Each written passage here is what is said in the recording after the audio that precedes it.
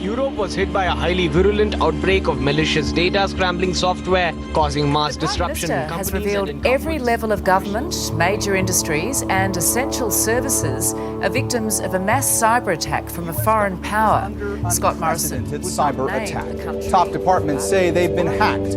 Russia denies it's behind the campaign, but what does it mean for America's national security? Hi there. Thanks for joining the ETH Podcast. I'm your host, Jennifer Kakshuri, and you're listening to the third episode of our Uncertainty series. Cybersecurity is per se extremely uncertain, and because it's becoming so important for all aspects of our lives, also due to digitalization that is ongoing, these uncertainties are manifesting in more and more aspects of social and political life. I'm Myriam Dunn Cavelty. I am a senior researcher at the Center for Security Studies, where I'm also the deputy head for research and teaching. And in my research, I'm mainly interested in cyber matters in politics. And I've always been interested also in risk and uncertainties in security politics and what they do to political actors. In 2013, Myriam could not get away from the news about somebody who was the most wanted man in the United States back then. My name's Ed Snowden. I'm 29 years old. I work as an infrastructure analyst for NSA. NSA and the intelligence community in general is focused on getting intelligence wherever it can. And to do that, the NSA specifically targets the communications of everyone. It ingests them by default. It collects them in its system, and it filters them, and it analyzes them, and it measures them, and it stores them. Edward Snowden gave us proof that intelligence agencies are very active in keeping cyberspace insecure, because the logic is that you need to know about vulnerabilities, and the vulnerabilities that are the, let's say, unknown vulnerabilities, or at least only known to a few people, are strategically much more interesting because you can use them and nobody has patched them yet. So many intelligence agencies buy these vulnerabilities or the knowledge about these vulnerabilities from a market. Part of it is a white or a legal market, some of it is illegal, and then use these vulnerabilities. Cybersecurity has become the word on everyone's lips, and it's an important research field at the ETH Zurich. Myriam is a cybersecurity specialist and has an overall view. She knows things about hacks regarding governments and elections, for instance, or about cyber attacks against banks and hospitals. Myriam studied political science and graduated a bit more than 20 years ago when, for example, computers and cell phones looked significantly different than today. I did my master thesis at the time on the use of information operations, as they were called at the time, in the Kosovo conflict. And I looked at how NATO and the American military started developing and using doctrine, how to fight information wars, as they were called. At that time, the internet was different than it is today. The use was different. Many things change very dynamically in this field. But really, the cybersecurity aspect came a little later, also as a term. It's quite new, actually, around the 2000s.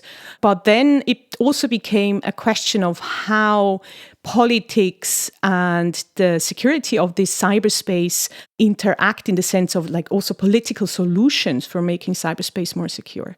Myriam understood the political dimension of cybersecurity early on. Today, she is a highly respected expert in the field. But what kept her doing what she was doing back then? In a way, I've always tried to do in my life what I like to do and what interests me. And I guess I can say I was lucky in that sense, that this fascination with this political aspect of the internet or cyberspace became more than it was at the time. I never thought about it as an uncertainty that influenced me, though. I just kept looking at it, at these phenomena, and as it changed around me, more and more interesting questions emerged that kept me with the topic, obviously. I do remember, though, that I had a time where I thought, now I think I've said everything. And then that I can say, I need to change my research topic. And then Stuxnet happened. That was 2010. Wait a minute. Please remind us, Stuxnet? That was that worm in the Iranian nuclear program. And that's a watershed moment in the cybersecurity story where suddenly it became clear that states had invested, or certain states, had invested a lot of money into the ability to use this space strategically and politically. And that was really a moment where I thought, well, no, now I'm not going to change my topic. And I guess that was the right decision. Meanwhile, cybersecurity has evolved from a niche subject to a big thing. Moments such as Stuxnet or Edward Snowden's revelations changed Myriam's life in a sense. Maybe my phrasing is too dramatic and short, but in a way, these two incidents were key moments for Myriam to stay in the field, a field that attracts students to enroll at the ETH. One of them is Karin Holzhauser. She's a curious person, and I would say that the impossible is always possible regarding what she does. I am a typical ETH student as I really love my alma mater. I'm studying computer science there, and I chose this study because of the uncertainty coming with cybersecurity. And it's in all of our lives, whether in our private lives by using a phone or by Zoom recording or by running a big industry. Cybersecurity is everywhere. I had a career in strategic consultant first, a career as mother, wife, and expert spouse second, and it all was based on studying business administration and international relations in Vienna. Cybersecurity is everywhere, Karin just said. That's basically why she actually went back to university. Karin is about to finish her master's degree this coming summer. But what was it actually like in the beginning to be a student again, about double the age of most other fellow students? I have to admit, the first 2 semesters I was eyed with suspicion, like, is she now the prof sitting in the background, or is she somebody supervising these courses? And it took some courage from my side to explain why I was here, and it took some courage from my fellow students to say, well, let's just give her the benefit of the doubt that she will succeed. With subjects as political science or law, Karin could have gotten involved too. What in the world made Karin study computer science? After all, it isn't really the easiest of all subjects to take up. I want to be technically involved and I want to be technically sound. I think the uncertainty for me taking up this study was also very long. Like, I knew I wanted to go back to work, but what did I want to dedicate my next 15 years to, or working life to? And it became clear to me I wanted to impact it in something that I found would really make a difference for our society. And that for me was privacy rights, identity, information, but also Europe as a whole, our competitive advantage as a group of nations against other nations. And I do find that cyber is a way to differentiate, and cyber is a way to secure our importance in the world. And that's why I wanted to study it.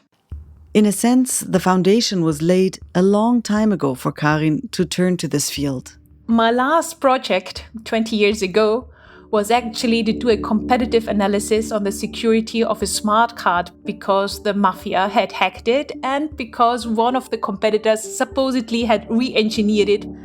But the other thing was really, I read this book, The Circle, and for me that was maybe the last drop or the last straw.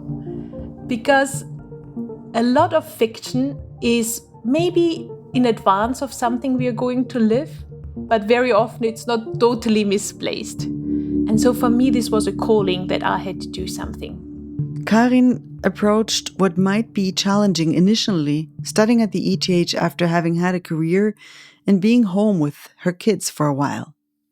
The novel she just mentioned, The Circle by Dave Eggers, was turned into a film with Tom Hanks and Emma Watson in 2017.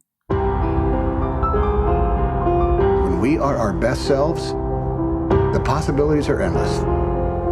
At The Circle, there isn't a problem that we cannot solve. We can cure any disease, and we can end hunger. Dave Eggers' story draws a dystopian world where a Google or Facebook-like company controls almost all of the search requests from all the computers in the world and collects and quantifies everything. Out of today's point of view, not that shocking, but just as relevant, as when the novel came out in 2013 and turned into a bestseller. That get us in trouble. I didn't talk to Myriam about Egger's novel, but she herself has published several books as well. They might be page-turners, but are not at all fiction. Myriam's husband, though, John Matthias Cavelty, is a writer who, with his provocative views, irritates the Swiss literary scene with books called Endlich Nichtleser, finally, non-reader. Why am I talking about Myriam's husband? You'll find out in a few minutes. But back to Myriam now, who advises, researches, and teaches. So I wanted to know from her, who is her typical student? I would say I have 3 different students, and that's why I can't tell you about an average. What we teach and who actually needs to take my lectures on cybersecurity politics is the Swiss professional military. The ETH has an important part in educating them. They do a bachelor at the ETH in public policy, and they and the Swiss military has decided that they need to know about the cyber domain and how it influences, again, not the technological aspects of their work, but the more strategic, political, also the leadership aspects. So that's one group of students. Then I teach at the ETH in the so-called Science and Perspective program, which is for everybody at ETH. Again, you do not have a typical student there. They come from all over. So you have engineers, you have people from informatics, but also from the health department, from chemistry, architects as well. So everybody who has an interest can sign up, and we've seen a huge increase in numbers, which clearly shows how people are aware of the intersection between the technological and the political or the social, and are interested in what it means. And the third is really that is the typical student. That's the master student that does, it's called Comparative and International Studies degree at ETH. They are mostly political scientists, and there we delve much deeper into the research that is emerging around the topic. So no, there's no typical student, but I think that's typical for the topic, because it is really a topic that is of interest to everybody. Karin is not only a student working on her master's degree at the ETH, she's also one of the founders of the Cyber Group. The Cyber Group is an association at ETH from students, for students. What we want to do is we want to bring this cyber passion that is outside of ETH in connection with the passion that we want to create at ETH among the students. And we do that by inviting cyber experts to hold either workshops or study groups. But we also train competition teams for international cyber challenges. I saw a photograph of students actually from the Cyber Group. And on this picture, I saw these students that were extremely diverse. On the one hand, there was a young woman in a military uniform, and on the other hand, there was a young woman in a cocktail dress. Who is the typical cybersecurity student? I think the typical cybersecurity student is a very diverse group of people. Everybody who feels a calling to have an influence on how we work together, who wants to have an influence on how we are informed, who wants to have an influence how nations interact with each other. All these people can work and be active in cybersecurity. It really is throughout your life that you have to be aware of risks that come with IT and also with the positive benefits that come with IT.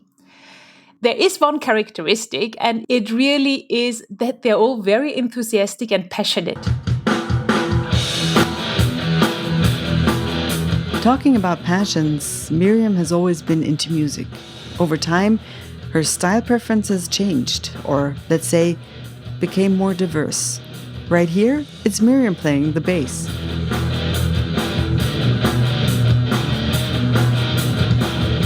I used to be trained as a classical musician on the flute and the piano, and I even considered, studying music or making this my profession, but then decided to go for the more uncertain, which was political science.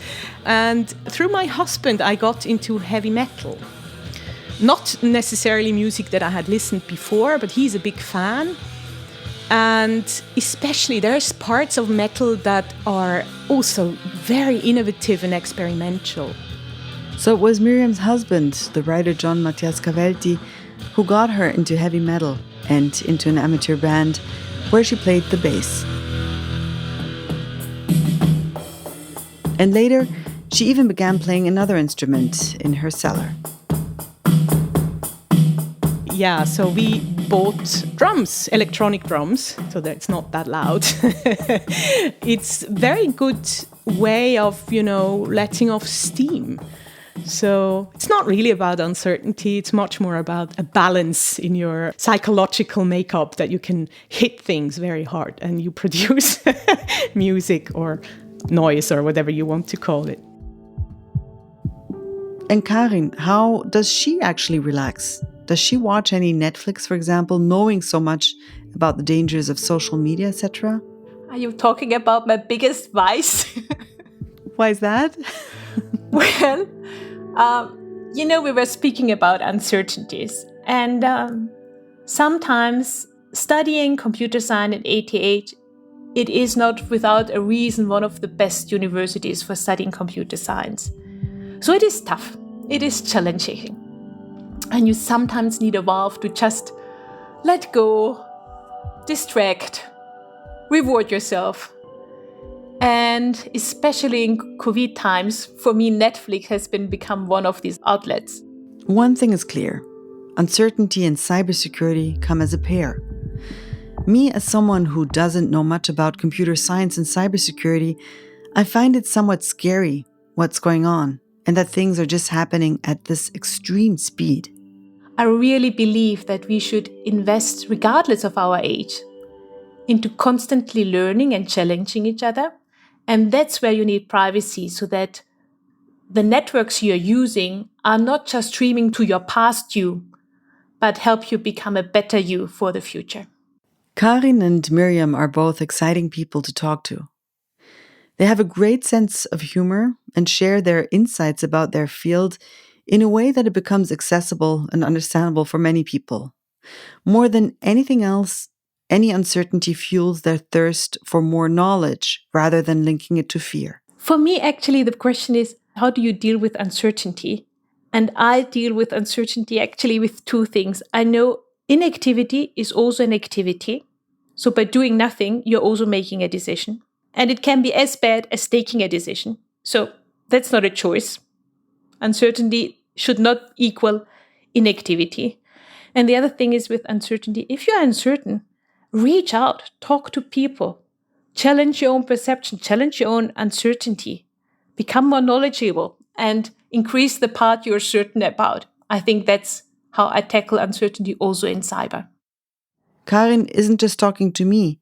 She's actually talking to everyone who's listening right now and is saying everyone should pay attention to their own safety and get the information needed to diminish uncertainty. And I actually link uncertainty with hope, because uncertainty gives you the chance to look at the challenge that is in front of you and reframe the question that you're dealing with. And if you reframe it positively with hope, you can have a positive impact. So I think uncertainty in cybersecurity has to deal with that our field or the digital world we're living in is evolving so fast. Of course, it cannot be perfect, but it leaves a lot of opportunity to improve it and to make it secure. So I actually look at the uncertainty as an opportunity. And Myriam, I asked her a bit naively if it was her goal as a scientist and policy advisor to eliminate uncertainty. That would be a nice goal. No, I don't think so. No, I don't believe that we can. And simply because, again, especially in cybersecurity, the insecurity emerges also through human innovation. There are uncertainties that will emerge in maybe tomorrow or in the future that we simply cannot know about yet.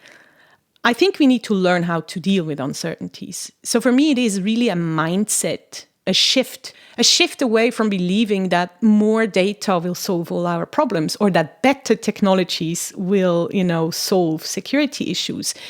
This is not going to happen once again, because it's not just technological solutions that you can plug into anywhere and then, magically the issues are solved. So I think we need people everywhere that are aware that there will be uncertainties and that we again need to expect unexpected things to happen, and that we need to be able to deal with them as they happen through, being adaptive, flexible, or resilient. It was great to talk to Myriam Dunn Cavelty and Karin Holzhauser in this special series of the ETH podcast about uncertainty in many fields. Actually, our next guest is Gudela Grote. She's a professor of work and organizational psychology. I mean, you only learn and you only innovate if you expose yourself to uncertainty, right?